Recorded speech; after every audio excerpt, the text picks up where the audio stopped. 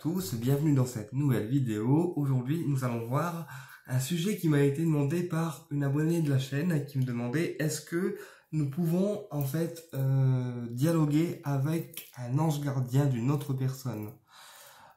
C'était un peu une question dans ce genre-là, je me rappelle plus trop bien ce que c'était, donc je vais faire une réponse claire, nette, concise comme d'habitude. Donc, l'ange gardien, c'est le guide le plus haut que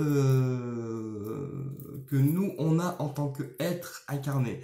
C'est celui qui veille sur nous, qui nous évite des choses, des accidents, des mauvaises choses. D'accord? C'est celui à qui on peut tout demander. Et c'est celui par qui tout, en fait, passe. C'est-à-dire que le premier guide que nous, on a quand on arrive ici sur Terre, c'est l'ange gardien. Voilà. Maintenant, au niveau de la communication avec un autre ange gardien d'une personne, à quoi ça sert? Alors, effectivement, on peut communiquer avec l'ange gardien d'une autre personne. Dans ces cas-là, comment on fait?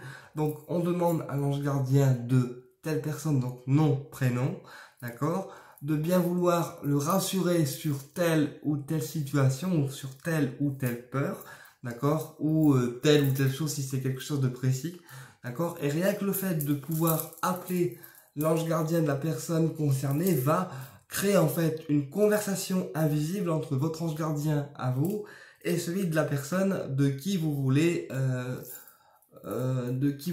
vous rapprocher, que vous voulez rassurer, que vous voulez aider ou autre, peu importe ce que vous avez à faire avec la personne en tant que âme, d'accord? Et du coup, les deux anges gardiens, donc le vôtre et celui de la personne, vont avoir, entre guillemets, une conversation ensemble, à votre demande, bien sûr, hein, voilà. Donc, quand c'est comme ça, on dit, je demande à l'ange gardien de telle personne, donc nom, prénom, de le connecter avec le mien afin d'ordonner une conversation ensemble afin de pouvoir régler telle situation, par exemple. Alors après, c'est un exemple, hein.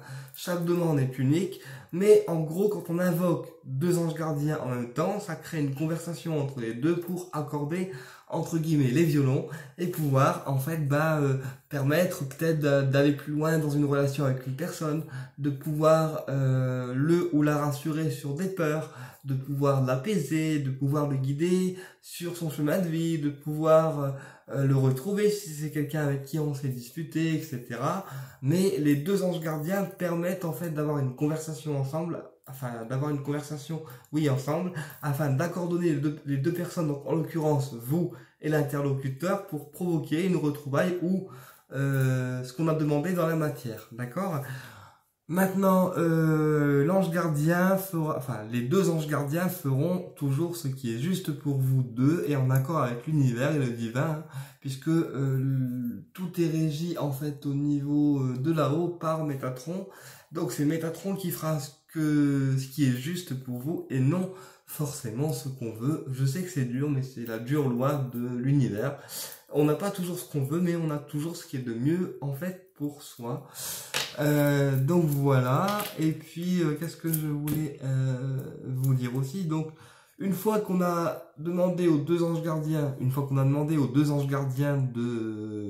d'avoir cette fameuse conversation ensemble pour ordonner ce qu'on souhaite faire avec la personne ou ce que là-haut il nous autorise à faire avec la personne, on lâche prise et on attend. On attend de recevoir des signes par les rêves, des synchronicités aussi, des heures miroirs également, qui peuvent également être des signes. Voilà, on attend les propres signes, ou alors on demande également quelques jours plus tard de recevoir un signe.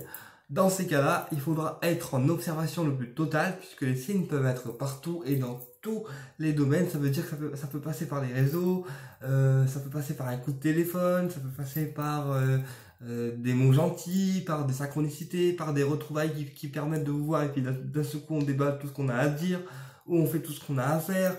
Voilà, les signes peuvent être multiples, mais c'est vos signes à vous, c'est les signes qui vous seront mis sur la route seront les plus adaptés pour vous et ça sera en accord avec Métatron plus les deux en fait anges gardiens. Donc oui, pour répondre à cette personne, un dialogue entre deux anges gardiens est tout à fait possible et on peut accompagner notre demande de connexion avec les deux anges gardiens par une bougie blanche qui est la bougie de la spiritualité, qui favorise les actes spirituels. Je